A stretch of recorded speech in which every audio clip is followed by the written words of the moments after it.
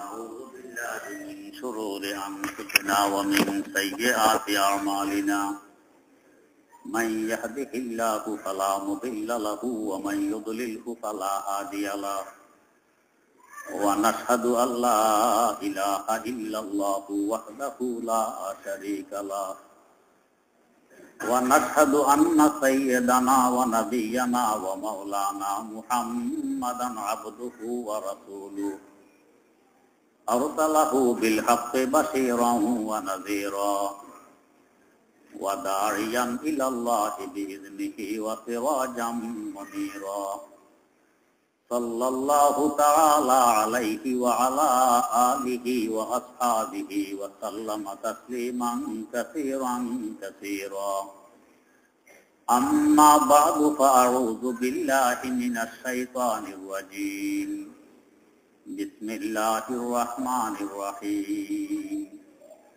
وإنك لعلى خلق عظيم وقال رسول الله صلى الله عليه وسلم لا يؤمن أحدكم حتى أكون أحب إليه من والده وولده والناس أجمعين أو كما قال عليه الصلاة والسلام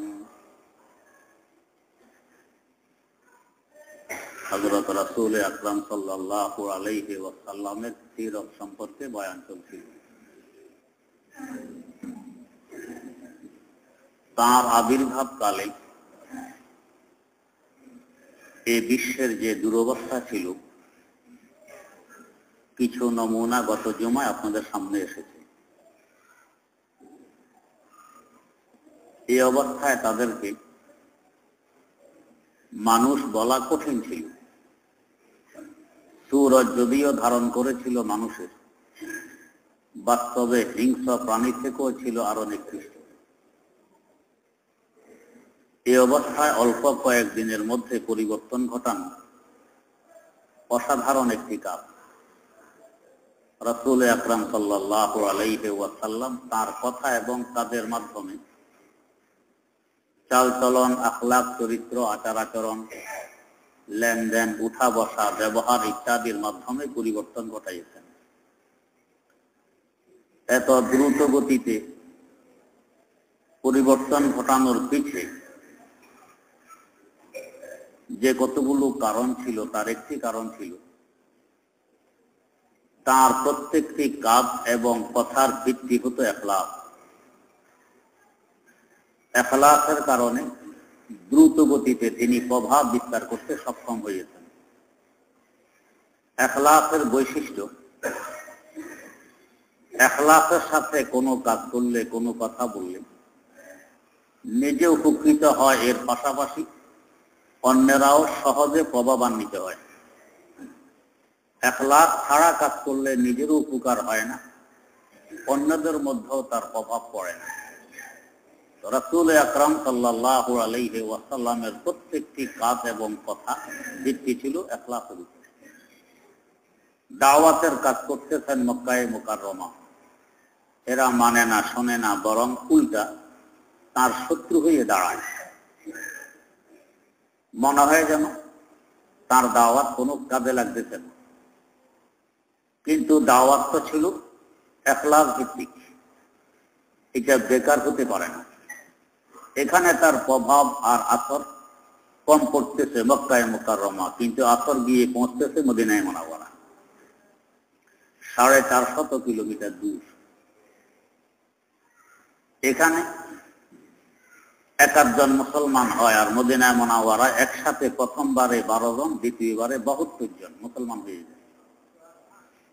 এবং তারাই তাকে দাওয়াত দেয় যে হুজুর, আপনার স্বজাতি, আপনার দেশবাসীরা আপনার উপর জুলুম করে, অত্যাচার করে, আমাদের এখানে চলে আসুন, আমাদের জীবন থাকতে কেউ আপনার উপর কোনো জুলুম করতে পারবে না। কাজ চলতেছে মক্কায়ে মুকাররমা, প্রভাব করতেছে মদিনায়ে মুনাওয়ারা, এটা এখলাকের বরকত। সাইয়্যিদানা হযরত আলী মুর্তজা রাদিয়াল্লাহু তাআলা আনহু, তার সামনে এক ইহুদি হযরত রাসূল আকরাম সাল্লাল্লাহু আলাইহি ওয়াসাল্লামকে গালি দিয়েছে। কেউ যদি আল্লাহ রাব্বুল আলামিন তো গালি দেয়, আল্লাহ মাফ করুন, তার ঈমান থাকবে না, কিন্তু তওবা কবুল হবে। দুনিয়ার বিচারেও তার তওবা কবুল হবে, আখিরাতের বিচারে আল্লাহ ভালো জানেন।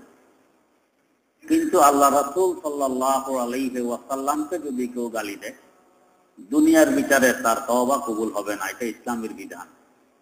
আল্লাহ পাক যদি আখিরাতের ব্যাপারে কবুল করেন, এটা ওনার ব্যাপার, কিন্তু দুনিয়ার বিচারে এই লোক যতই বলে যে আমি তওবা করেছি, যতই বলুক, কবুল হবে না, তার শাস্তি হবে হত্যা। গালি দেওয়ার সময় যারা শুনেছিল, এদের উপরে দায়িত্ব বর্তায়, কোনো বিচার আচার লাগবে না, কোর্টে যাওয়া লাগবে না, এরাই তাকে হত্যা করে ফেলবে, ইসলামের বিধান। হ্যাঁ, যদি এরা শোনেনি, গালি দিয়েছে, তখন যে কেউ তাকে হত্যা করতে পারবে না। এটা মোকদ্দমা দায়ের করতে হবে, হাকিম বিচার করবে, তারপর রায় আসবে হত্যা। কিন্তু যার সামনে গালি দেয় তার উপরে দায়িত্ব, বিচার আচারের দরকার নেই, এই তাকে হত্যা করবে। রাসূল আকরাম সাল্লাল্লাহু আলাইহি ওয়াসাল্লামকে গালি দিলে গালিদাতার জিন্দা থাকার অধিকার থাকে না, জমিনের উপর থাকার অধিকার সে হারিয়ে ফেলে, এই জন্য তাকে হত্যা করতে হয়।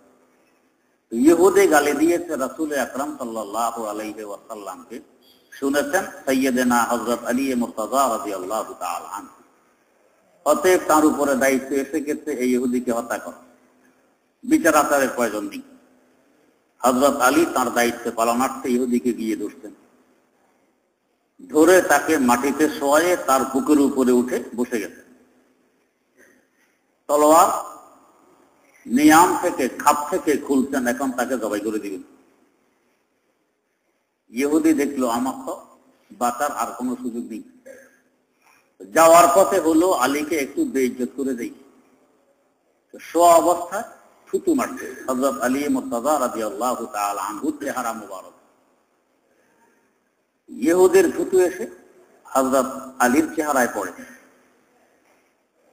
থুতু চেহারায় পড়লে হযরত আলী ইহুদিকে ছেড়ে একেবারে সরে দাঁড়ালেন, হত্যা করলেন না, জবাই করলেন না।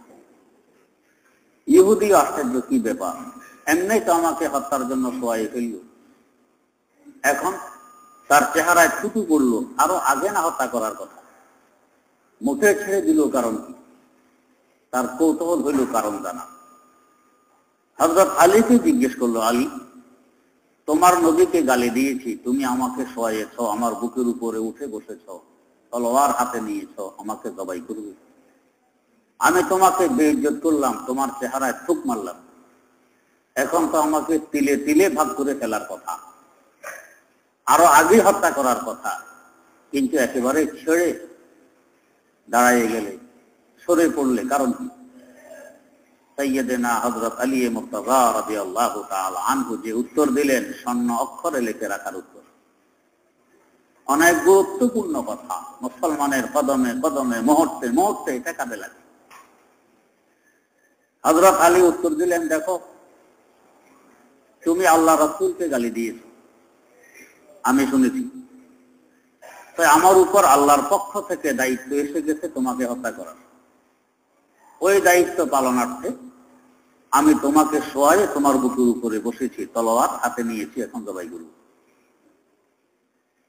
ইখলাস ভিত্তিক ছিল আমার এই কাজ, কিন্তু তোমার থুতু যখন আমার মুখে এসে পড়ে, এখন আমার রাগ, আমার ক্রোধ, আমার গোসার আগুন এমন ভাবে জ্বলে উঠছে, মন চায় যে তোমাকে তিলে তিলে ভাগ করে ফেলি।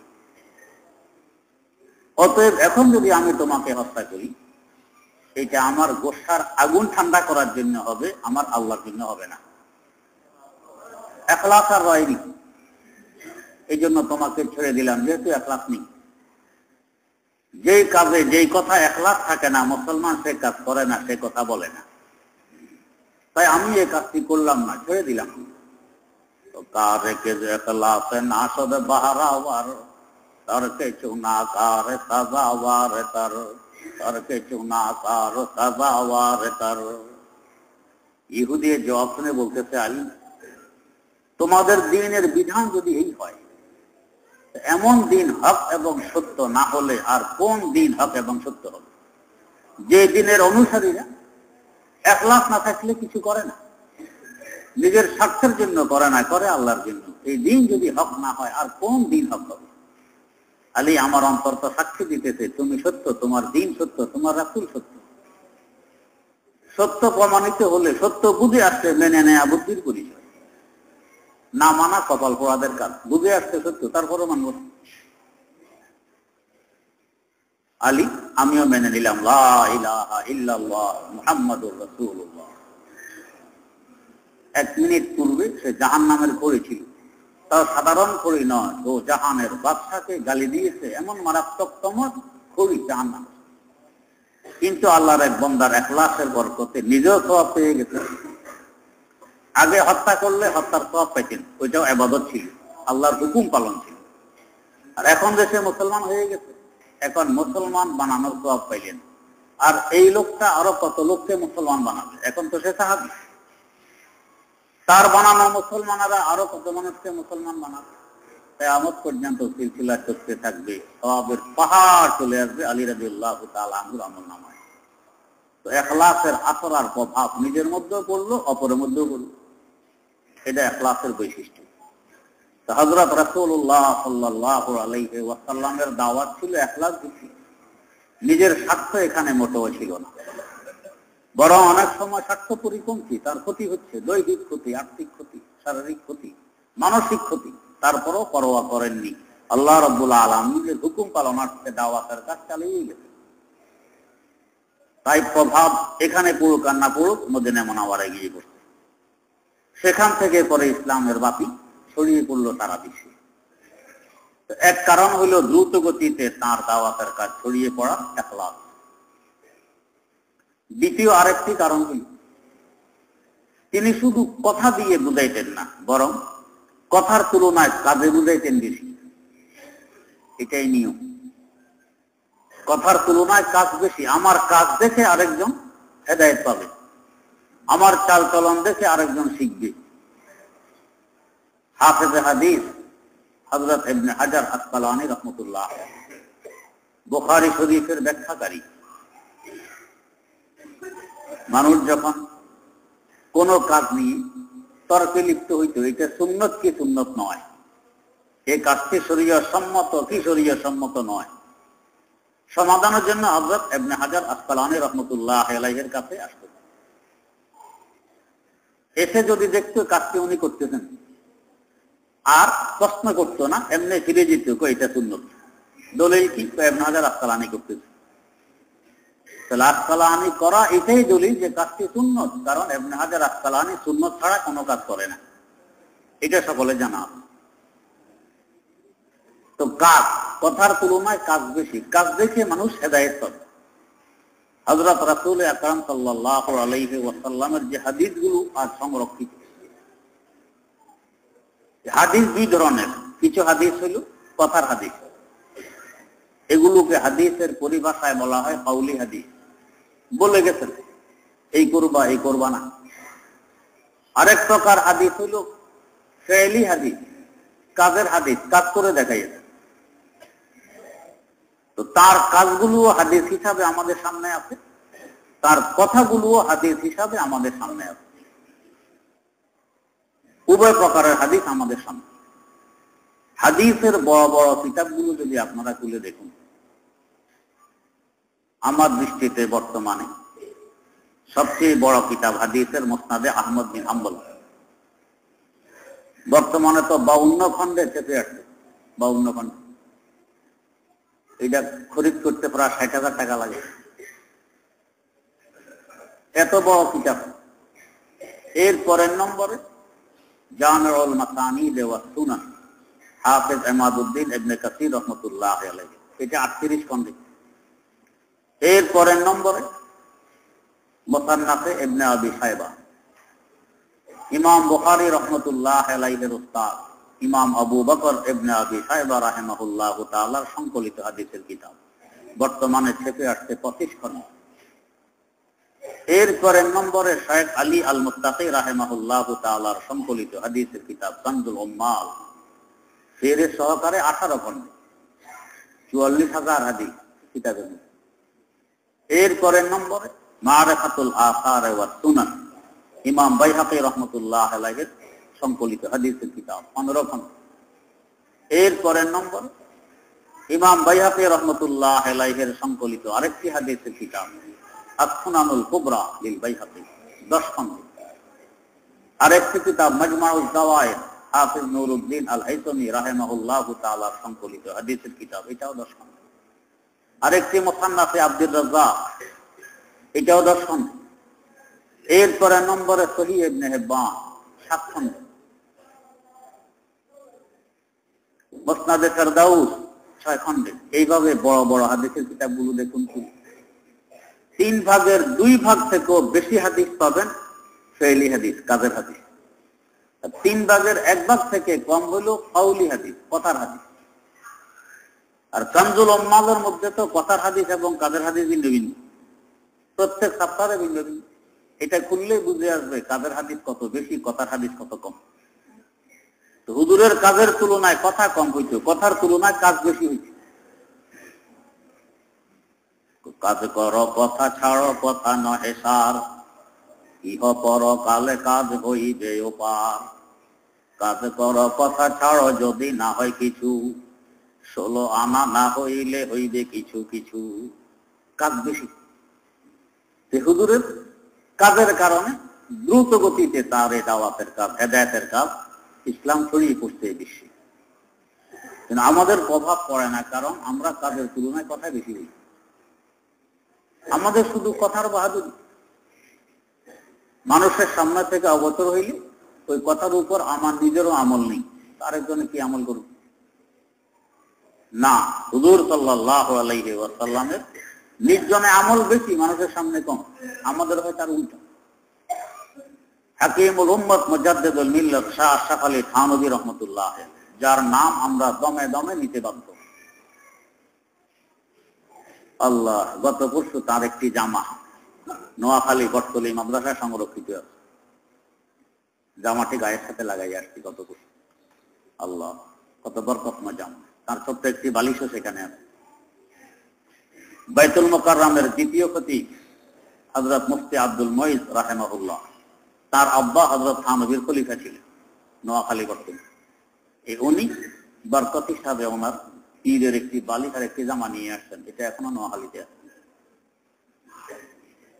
তো হযরত থানভী রহমতুল্লাহ আলাইহিকে দাওয়াত করেছে আমাদের ঢাকার নবাব সলিমুল্লাহ। দাওয়াত গ্রহণ করার আগে শর্ত দিলেন, 1 নম্বর শর্ত, আমাকে অগ্রিম ভাড়া দিতে পারবে না, আসা যাওয়ার ভাড়া অগ্রিম দিতে পারবে না। যাকে রাহা করতে বলা হয়, এটা অগ্রিম দেওয়া যাবে না। উল্টা মনে হয় না? আমরা তো বলি আপ ডাউন খরচ আগে দিয়ে দিবে, তাও ডবল। আর উনি শর্ত করলেন কি, আমাকে ভাড়া দিতে পারবেন। 2 নম্বর, আমি তোমার ওখানে গেলে বয়ান করব। আমার বয়ানে যেরকম নবাবরা থাকবে, মন্ত্রী মিনিস্টাররা থাকবে, এরকম সাধারণ পাবলিকও থাকবে। আম মজলিস, খাস মজলিস, এটা হবে না। বড় লোকদের জন্য ভিন্ন হবে, ছোট লোকদের ভিন্ন হবে, এটা হবে না, একসাথে হইতে হবে। 3 নম্বর শর্ত, আমাকে কোনো হাদিয়া তোফা দিতে পারবে না। নবাব সব মেনে নিলেন, মেনে দাওয়াত করছেন। হুজুর আসছেন, তখন বাস বুঝছিল না, রেলগাড়িতে আসছে। রেল স্টেশন ছিল ফুলবাড়িয়া। নবাব নিজে গেছেন স্টেশনকে এগিয়ে আনতে। তো হুজুরের খাদেমের হাতে হুজুরের টিকিট। গেট দিয়ে বাইরে হওয়ার সময় খাদেম আগে বেরিয়ে গেছে, হুজুর পিছনে, হুজুর হাতে তো টিকিট নেই। পাইসম্যান ধরছে টিকিট, এ তো আর চিনে না উনি কে, টিকিট তো নাই, তো খাদেম নিয়ে গেছে। তো কি বিশেষ, আটকাছে, ভার হইতে দেয় না। নবাব দেখতেছে। এই অবস্থা দেখে নবাব এগিয়ে গিয়ে নিজের পায়ের জুতা খুলে পাইসম্যানকে জুতা দিয়ে খুব পিটাই। হযরত থানভী ফিরে রওনা করলেন যে আমি জালেমের বাড়িতে দাওয়াত খাই না। তুমি জালেম, পাইসম্যান তো বৈধ কাজ করছে, আমাকে আটকাছে যেহেতু আমার কাছে টিকিট নেই, সেটা অবৈধ কাজ করেনি। বৈধ কাজ করার কারণ তুমি জুতা লাগাইলে। জালেমের বাড়িতে আমি দাওয়াত খাবো না, আমি ফিরে চললাম। যদি অগ্রিম ভাড়া নিতেন, এই সাহস তো হইতো না ফিরে যাওয়ার। আমি ভাড়া দিচ্ছি আপনাকে, আমার ভাড়া খরচ করে আসছেন, যদি যাইতে হয় ভাড়া দিয়ে দেন। হুজুর তো নিজের ভাড়া দিয়ে আসছেন, কারো মহতাজ আর মুতাফিকি হয়ে আসেননি। বাপ ফিরে চলল। নবাব তো করছে বিপাকে সর্বনাশ। বিশ্ববরেণ্য বুজুর্গ আলেন ঢাকা আসলেন, ফিরে চলে যাবেন আমার এই কাজের কারণে। আমার তো না কাটা যাবে। হাজার হাজার মানুষ এই দেশের আলেম ওলামা জনসাধারণ থানবীকে দেখতে গেছে, সবার সামনে পায়ে পড়ল থানবী, হুজুর পা দোষিয়া মাফ করুন, আমার কাছে তো অন্যায় করনি, আমার কাছে কিসের মাফ করতেও 5 মিনিট, অন্যায় করতেও 5 মিনিট, যে টিকিট চেক করে তার কাছে অন্যায় করছো, আমার কাছে মাফ চাইলে কি লাগে? হুজুর বলুন আমি ওর কাছে মাফ চাই, এমনি মাফ চাইতে হবে না। তো তুমি যে পরিমাণ জুতা দিয়ে তাকে পিটাইছো, এই পরিমাণ এই জুতা দিয়ে তোমাকে পিটাবে, তারপরে সমান হবে, এরা তো সমান হবে না। তখন তোমার জুলুম বুঝবে, এর আগে তো বুঝবে না। ঢাকার নবাব তার সলিমুল্লাহ বাধ্য হইলেন এই জুতাটা টিকিট চেকারের হাতে তুলে দিলেন। ভাই আমি অন্যায় করছি, বুঝিনি, জুলুম করছি তোমার উপরে, জুতা তোমার হাতে দিলাম, আমাদের পিটাইয়া প্রতিশোধ নিয়ে নাও, না হয় হুজুর তো আমার বাড়িতে আসবেন। এখন চেকার বলতেছে জনাব আমি ক্ষমা করে দিলাম, জুতা দিয়ে পিটানো লাগবে না। হযরত থানভী দেখতেছে কি পরিমাণ আসর আর প্রভাব একজন মৌলবীর কথায়, ঢাকার নবাব সাধারণ কথা। হাজার হাজার প্রজা তাদের সামনে মাথা নত করে। একজন ফাইসম্যানকে হাতে জুতা তুলে দিয়ে বললেন আমাকে পিটাও। কেন? এই আসর আর প্রভাব। হযরত থানভী রহমতুল্লাহ আলাইহি কোনো কাজ কোনো কথা একলাফ ছাড়া হইতো না, এই কারণে। যাই হোক, চেকার যখন ক্ষমা করে দিল, হযরত থানভী আসছেন, নবাবের বড় ছেলের বিসমিল্লাহর সবক দিবে, দাওয়াত করছে ছেলেকে সবক দেওয়ার জন্য। কেন এরা মানুষ হবে না? কোথা থেকে একজন আল্লাহর ওলিকে দাওয়াত দিয়ে আনছেন ছেলেকে প্রথম সবক দেওয়ার জন্য। আর আমরা তো এখনো কথা ভালো করে বলতে জানি না। ওই কেজি কিন্ডারগার্টেন সেখানে পাঠাই দিলাম, কতক্ষণ গান গায়, কতক্ষণ নাচে, কতক্ষণ ABCD পড়ে, বাড়ি চলে আসছে। ছোট্ট অবুধ এখনো কথা ভালো করে বলতে জানে না, তাকে ভর্তি করাইতেছি 10,000 টাকা ফিস দিয়ে, মাসে মাসে বেতন দিতেছি হাজার হাজার টাকা। তাকে নিয়ে যেতেছে তার মা, নিয়ে আসতেছে তার মা, ঘর সংসারের দিকে মাটি, মায়ের ইজ্জত গরম শেষ, রোদ্রের মধ্যে বসে আছে স্কুলের সামনে রাস্তার কিনারায়, আছে কোনো ইজ্জত? কি পড়লো ছেলে? 1 বছরে আসা দাও, ক আর খ শিখছে। আলহামদুলিল্লাহ আমাদের ছেলেরা তো এখানে যায় না, এরা কি শিখে নাই ক আর ক? চ্যালেঞ্জ করে বলতে পারে ওখানে যা শিখাবে 1 বছরে, আমাদের ছেলেরা ঘরে 1 মাসের থেকে অনেক বেশি শিখতে পারে। আমাদের ঘর সংসারও মাটি হয়নি, আমাদের ছেলেরাও মূর্খ হয়নি। এগুলি সব হলো বিজাতির অনুকরণ, আমাদের মুসলিম জাতিকে ধ্বংস করার একটা পায়তারা। কিসের কেজি স্কুল, কিসের কিন্ডারগার্টেন? এদের এখনো লেখাপড়ার সময় হয়নি, স্কুলে যাওয়ার সময় হয়নি। খামাখা পয়সাগুলো কেড়ে নিবে, এদের জীবন নষ্ট করবে, এরা মানুষ হবে না। এখান থেকে তো আল্লাহ কথা ভুলে গেছে। নাস্তিকতাবাদ এখান থেকে আমরা বাচ্চাদেরকে শিখাতেছি অঙ্কুরে। এই বাচ্চা কোথা থেকে মানুষ হবে? এই বাচ্চা বাপের বুকে পিস্তল ঠেকাবে না তো কি ঠেকাবে? আর এখানে বিসমিল্লাহর জন্য দাওয়াত দিয়ে আনতেন খানেবন থেকে হযরত থানভী। ইমামে আযম আবু হানিফা রাহমাতুল্লাহ তার সাহেব দাদা হযরত হাম্মাদ রাহমাতুল্লাহ আলাইহির সবক যেদিন দিতেন বিসমিল্লাহ, 20,000 দিরহাম ব্যয় করতেন, 20,000 রৌপ্য মুদ্রা। এখন হিসাব করলে কয়েক কোটি টাকা হবে। আর আমরা তো ছেলে দ্বারের কাছেও নেই যে ছেলের প্রথম সবক দিবে একজন বুজুর্গের মাধ্যমে। না, কোথা থেকে মানুষ হবে ছেলে? আল্লাহ নবাবের ছেলের সবক দিলেন। নবাব হাদিয়া তোফা স্তূপ পেশ করতেন। শর্ত ছিল কোনো হাদিয়া দিতে পারবে না, এখন হাদিয়ার পাহাড় দিতে। হযরত থানভী বললেন যে দেখেন আপনার সাথে আমার শর্ত ছিল, আমাকে কোনো হাদিয়া তোফা দিতে পারবেন না। নবাব কিনারা এসে কানে কানে বলতেছে হুজুর শর্ত আমি মানছি, সত্য কথা, কিন্তু আমাদের খ্রিস্টান নবাবদের, যদি আমি আপনাকে কোনো হাদিয়া তোফা এই মুহূর্তে না দেই হুজুর আমার নাক কাটা যাবে, আমার ইজ্জত থাকবে।